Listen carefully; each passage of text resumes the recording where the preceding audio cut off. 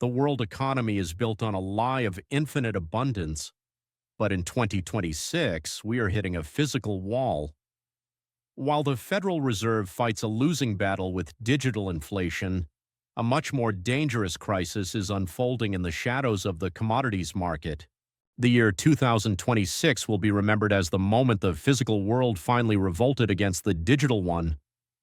For decades, the global financial system operated on a comfortable illusion that for every ounce of silver traded on the COMEX or the LBMA, there was a bar sitting safely in a vault. We were told that price discovery was a result of supply and demand, but as we stand here today, the mask has slipped. In late 2025, we saw the first cracks, silver surging over 120% in a single year, obliterating the decade-long resistance at $30 and then $50. Now, as silver stabilizes near record highs, a much more terrifying reality is setting in for the institutions in London and New York. This isn't just a bull market. It is a structural collapse of the paper silver market. In this investigation, we are going deep into the data that the mainstream media is too afraid to touch. We will analyze why the silver squeeze of 2026 is fundamentally different from the Reddit hype of years past. We will look at the exact moment the Federal Reserve lost control of the commodities floor and why China's January 1st export restrictions were the final nail in the coffin of cheap electronics and green energy. Let's talk about the physical wall. To understand why your silver position is the most important asset in your portfolio right now, we have to look at the numbers. According to the Silver Institute, we have just entered our fifth consecutive year of a structural supply deficit. But 2025 was the year the dam broke. The shortfall in 2025 alone exceeded 117 million ounces. Think about that.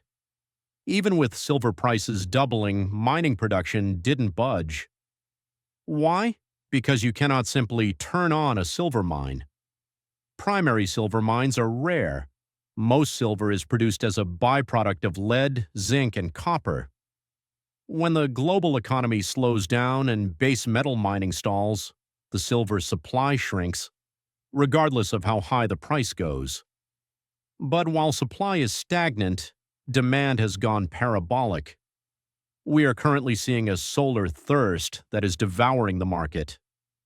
The transition to TOPCon and HJT solar cells has increased silver loading per panel by nearly 30%.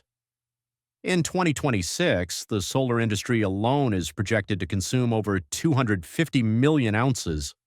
That is nearly 30% of the entire world's annual mine production for just one industry. Add to this the artificial intelligence explosion. AI data centers are silver intensive. Every H100 chip, every cooling system, every high-speed connector requires the superior conductivity that only silver provides. We are no longer just looking at a precious metal, we are looking at the most critical industrial mineral of the 21st century.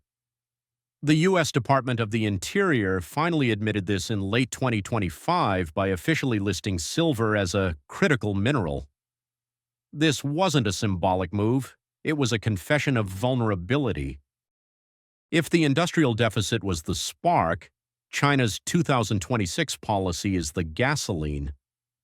On January 1, 2026, the world woke up to a new reality. Beijing implemented a strict export licensing regime for silver.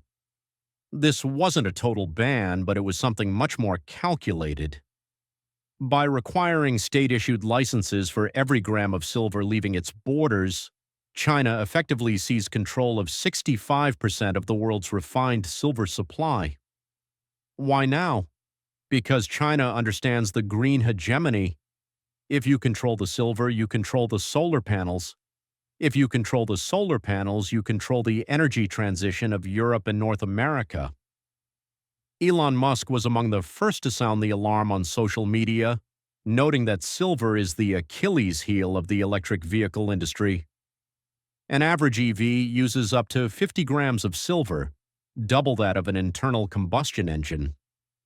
By restricting exports, China is forcing Western manufacturers into a corner Either pay astronomical premiums on the black market or move your manufacturing to Chinese soil. But there is a deeper layer to this. For years, the Shanghai Gold Exchange, SGE, has been trading at a massive premium to the COMEX. Physical silver was being drained from west to east at a rate of millions of ounces per month. The vaults in London, LBMA, are now at their lowest levels in recorded history. The eligible silver, the stuff that is supposedly available for trade, is mostly held by private individuals who have no intention of selling. When the big tech companies like Apple, Samsung, and Tesla realize that the paper contracts they hold on the COMEX cannot be settled in physical metal, the great default begins. We are moving from a price of silver to a availability of silver market. In 2026, the question isn't what is the price? The question is, do you actually have the bars? Now let's look at the big lie. For decades, the price of silver has been suppressed by the bullion banks through a mechanism known as naked short selling. Essentially, banks sell silver they don't own to keep the price down, protecting the value of the US dollar. Research shows that for every 1 ounce of physical silver in the vaults, there are over 400 paper claims to that same ounce. It's a game of musical chairs. As long as everyone is happy to trade digital digits on a screen, the system works.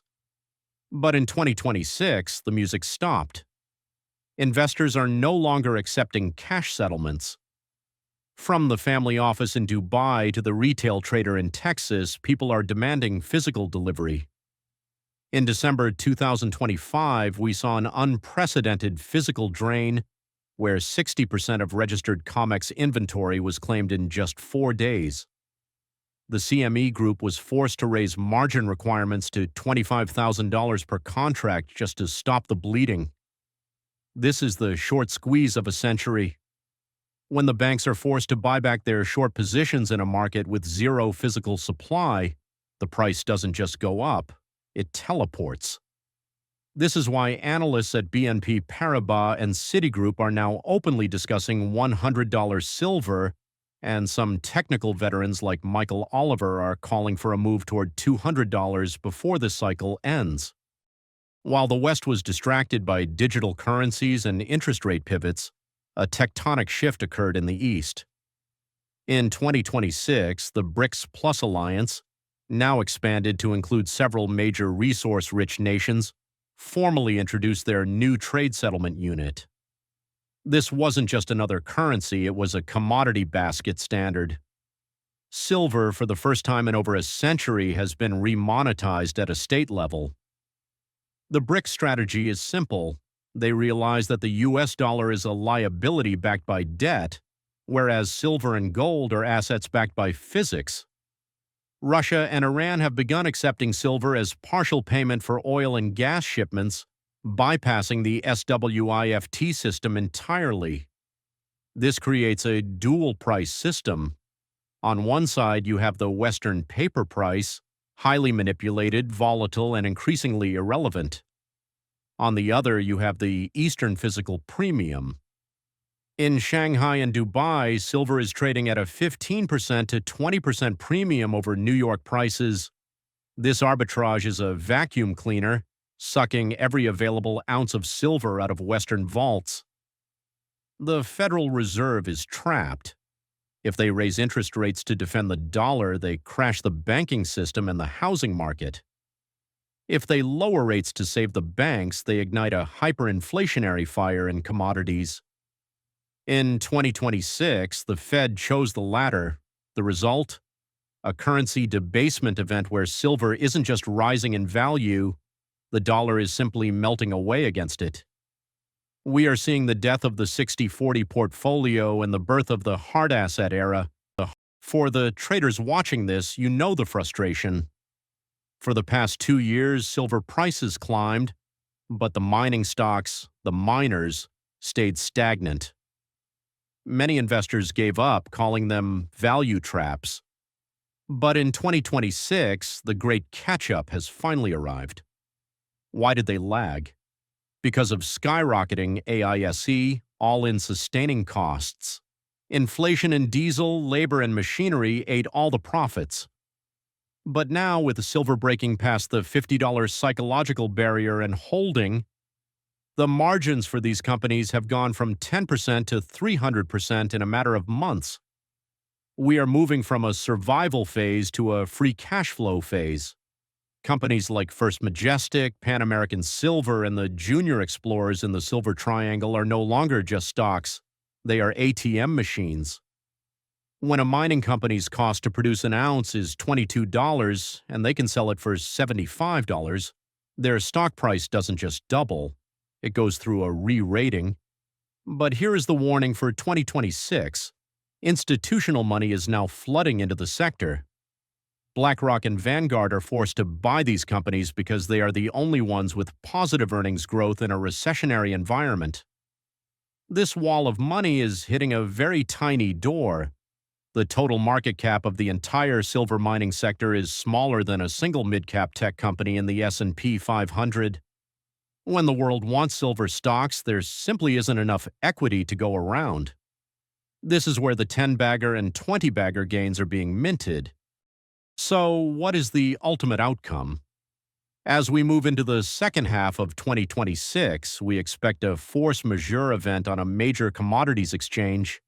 It won't be a total collapse of society, but it will be a total collapse of the current financial contracts. You will likely see a weekend where the LBMA announces a temporary suspension of physical deliveries, offering cash settlements instead. For those holding paper silver, this is the nightmare scenario. You get paid in depreciating dollars, but you lose your position in the metal. The strategy for the final phase is clear. Physical is king. If you don't hold it, you don't own it. Ensure a portion of your wealth is in physical bullion stored outside the traditional banking system.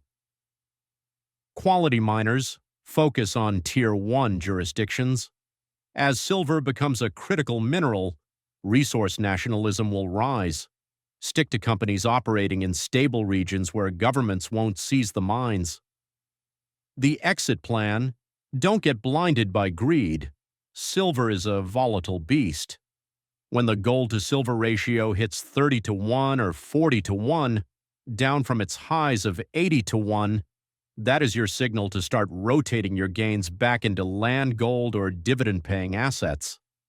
The window of opportunity is closing. The physical world has finally caught up to the digital lies. In 2026, silver isn't just a trade, it's an insurance policy against the systemic reset. The question isn't whether silver will reach triple digits. The question is, will you be on the right side of history when it does? Thank you for joining us on this deep dive. If you found this analysis valuable, subscribe and share this with those who are still asleep to the reality of the commodities market. The era of cheap silver is over. The era of truth has begun.